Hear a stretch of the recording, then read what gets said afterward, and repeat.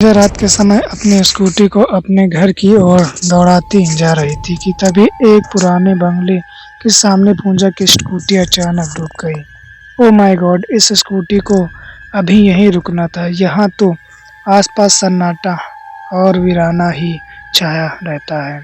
इतना कहकर पूजा स्कूटी से उतर गई। तभी उसके कानों में बंगले के अंदर से बज रही पियानो की धुन सुनाई दी।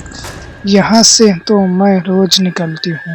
यह बंगला तो बरसों से बंद पड़ा है, फिर इसके अंदर पियानो कौन बजा रहा है? अचानक पूजा के कदम खुद बखुद पियानो बजा रही थी। पूजा उसकी ओर देखकर बोली, यह बंगला तो बरसों से खाली पड़ा था। क्या तुम यहाँ पर नई शिफ्ट हुई हो? पूजा की बात सुनकर उस औरत ने अपना चेहरा पूजा की ओर कर लिया। उसका भयानक चेहरा देखकर पूजा की चीख उस बंगले के अंदर गूंज गई। ठीक अगले दिन कोमल अपने घर पर बैठी पूजा की मौत की खबर अखबार में पढ़ रही थी। क्या बकवास है! ये इंसान 50 साल पहले चांद पर पहुंच गया और एलन मास्क मंगल ग्रह पर कॉलोनी बना की तैयारी कर रहा है, मगर हम इंडियन आज भी भूत प्रेत की बात में उलझे हुए हैं। कोमल की बात सुनकर उसके सामने बैठे हुए उसका दोस्त अंशुमान बोला, तुम्हें किसी की मौत का मजाक नहीं उड़ाना चाहिए। कोमल मजाक नहीं उड़ा रही यार, पेपर वालों ने लिखा है कि उस बंगले में अक्सर इसी तरह की हत्याएं होती रहती हैं। आखिर वह लिखना क्या चाहते हैं? क्या वह बंगला हॉन्टेड है? तभी कोमल की माँ वहाँ आकर गर्म आवाज में बोली, कोमल तुमने शायद उस बंगले का इतिहास नहीं सुना। तुम्हें उसके बारे में बात भी नहीं करनी चाहिए, और हाँ, शाम के बाद कभी भी उस रोड से घर नहीं आना। लेकिन क्यों माँ? कहते हैं कि उस बंगले के अंदर पियानो की बड़ी ही मधुर धुन आती है और जो भी उस धुन को सुनता है वो अगले दिन किसी को बताने के लिए जिंदा नहीं बचता। कहने वाले उसे मौत की धुन कहते हैं। कोमल ने अपनी माँ की बात पर कोई ध्यान नहीं दिया और वह सीधा अंशुमान के साथ कॉलेज चली गई। कॉलेज जाकर भी वह अपने दोस्त प्रीत से पूजा की हत्या के बारे में बात करने लगे। मैं सब जानती हूँ कोमल कि तुम ऐसा क्यों बोल रही हो। अच्छा जी, तो फिर बताओ। सारा कॉलेज जानता है कि तुम पियानो की दीवानी हो और पियानो तुम्हारी कमजोरी है। प्रीति की बात सुनकर कोमल तुरंत हंसते हुए बोली, बात तो तुमने पते की कही है और मैं इस बात पर बिल्कुल भी विश्वास नहीं करती कि पियानो की धुन से किसी की मौत हो सकती है। मैं अक्सर उस बंगले में जाने के बारे में सोचती रहती हूँ।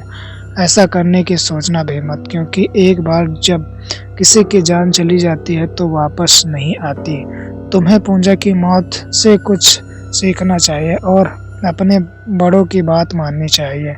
कोमल अंशुमान की बात पर कुछ नहीं बोली। अगले दिन कोमल जानबूझकर उसी जगह से गुजरी जिस जगह से गुजरने के लिए उसकी माँ ने मना किया था। लोग कहते हैं कि रात के वक्त इस बंगले के अंदर पियानो की मधुर धुन सुनाई देती है, मगर मुझे तो यहाँ पर कोई धुन सुनाई नहीं देती। कोमल ने इतना कहा ही था कि तभी कोमल के कानों में बंगले के अंदर से पियानो की धुन सुनाई दी। Oh my God! इसका मतलब लोग जो बातें करते हैं वो बिल्कुल सच है। मुझे जाकर देखना चाहिए कि आखिर पियानो को कौन बजा रहा है। कोमल की बात सुनकर वो स्त्री मुस्कुराते हुए बोले, तुम और लड़कियों से बहुत अलग दिखती हो। तुम्हारी आंखों में डर दूर दूर तक दिखाई नहीं दे रहा, जबकि लोग तो यहाँ से गुजरने तक से डरते हैं। मैं उन बकवास बातों को नहीं मानती जो इस जगह के बारे में प्रसिद्ध है। क्या आप मुझे यह वाली धुन बजाना सिखाएंगी? कोमल की बात सुनकर वो स्त्री कोमल की ओर बहुत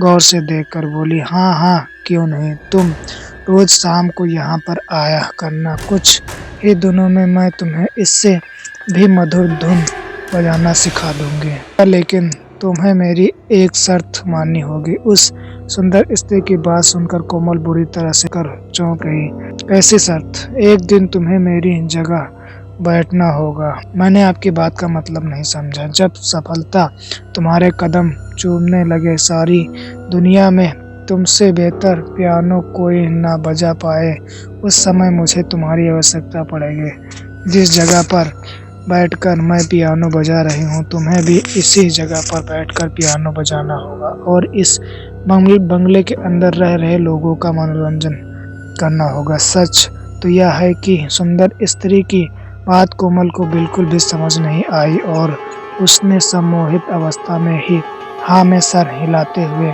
कहा, मुझे आपकी हर शर्त मंजूर है। तो फिर ठीक है, हम आज से ही प्रैक्टिस शुरू करते हैं। उस दिन के बाद से कोमल रोज रोज शाम को 1 घंटा उस बंगले के अंदर उस सुंदर स्त्री के साथ बिताने लगी। एक शाम कोमल उस सुंदर स्त्री से बोली, कुछ दिन बाद कॉलेज में पियानो कंपटीशन होने वाला है। जो धुन मैंने तुम्हें बजाने सिखाई है उसी धुन का तुम कंपटीशन में इस्तेमाल करना। मुझे विश्वास है कि तुम्हें वो देखने को मिलेगी जिसकी तुमने कल्पना तक नहीं की होगी। उस सुंदर स्त्री की बात सुनकर कोमल मुस्कुराती हुई उस बंगले से बाहर निकल आई और अपने घर चली गई। घर पर उसकी माँ उससे बोली, मैं देख रही हूँ कि तुम घर पर हर रात 2 घंटे लेट आती हो। आखिर तुम 2 घंटे कहाँ बिताती हो? अचानक कोमल की आंखों में अपनी माँ के लिए क्रोध झलक गया। आपको क्या लगता है कि मैं कोई गलत काम करती हूँ? तुम्हें कुछ पता भी है? पिछले कुछ महीने से तुमने रात का डिनर तक नहीं किया। ना तुम ठीक से खाती हो और ना ठीक से पीती हो। आखिर तुम्हें हो क्या गया है? यहाँ तक कि तुम मुझसे कई कई दिन तक बात तक नहीं कर पाती हो। अपनी माँ की बात सुनकर कोमल पैर पटकती हुई अपने कमरे से चली गई। सच तो यह था कि कोमल को पता ही नहीं था कि उसकी बिहेवियर में इतना चेंज आ चुका था। कोमल की माँ ने तुरंत अंशुमान को फोन लगाया। हेलो अंशुमान, मुझे तुमसे बहुत जरूरी काम है। क्या हुआ आंटी? सब कुछ ठीक तो है ना? अंशुमान, क्या तुम्हें कोमल के अंदर कोई बदलाव नजर आ रहा है? आपसे मैं खुद बात करने वाला था कि आंटी कोमल अब मुझसे और प्रीति से भी ठीक से बात नहीं करती। यहाँ तक कि कॉलेज में कई लोगों ने उसे अकेले अकेले बात करते हुए देखा है। बेटा, मुझे लगता है कि कुछ न कुछ तो गड़बड़ जरूर है। तुम उसका पीछा करना। तुम जरा पता लगाओ कि आखिर रात के समय 2 घंटे कोमल जाती कहाँ है। इतना कहकर कोमल की माँ ने फोन रख दिया। अंशुमान अपने आप से बोला, कुछ तो गड़बड़ जरूर है। मुझे इस बात का पता लगाना होगा कि अगले दिन अंशुमान ने कोमल को रात के समय उस बंगले से बाहर निकलते हुए देख लिया। अंशुमान तुरंत कोमल से बोला, तुम इस बंगले के अंदर जाती हो कोमल, लेकिन यह बंगला तो बरसों से वीरान पड़ा है। बकवास मत करो अंशुमान, तुम्हें पता भी है कि इस बंगले के अंदर पियानो सीखने जाती हूँ मैं। कल कॉलेज में कंपटीशन है और देखना कल का अवार्ड मुझे ही मिलेगा। तुमने अपने बिहेवियर पर गौर किया कोमल? तुम कितना घमंडी और नकचड़ी हो गई हो। मुझे इससे कोई फर्क नहीं पड़ता। तो फिर ठीक है, कल के तुम्हारे पियानो फंक्शन में और प्रिया नहीं आएगी। अकेले ही अपनी जीत को सेलिब्रेट करना। इतना कहकर अंशुमान वहां से चला गया। अगले दिन कॉलेज के कंपटीशन में कोमल ने पियानो बजाना शुरू किया। हॉल में मौजूद सभी लोग उस पियानो की धुन सुनकर एक अनोखी दुनिया में खो गए।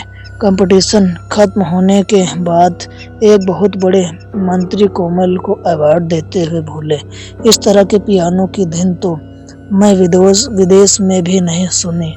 उस मंत्री ने इतना कहा ही था कि तभी अचानक उस मंत्री के सर के परखच्चे उड़ गए और हॉल में मौजूद तमाम लोग की आंखों से खून बहने लगा। अगले ही पल भयावह दृश्य में परिवर्तित हो गया। कोमल कांपते हुए बोली, ये कैसे संभव हो सकता है? ये कैसे हो सकता है? यह सब अचानक मर कैसे सकते हैं? अचानक एक काले धुएं का बवंडर उठा और कोमल को अपना दम घुटता हुआ सा महसूस होने लगा।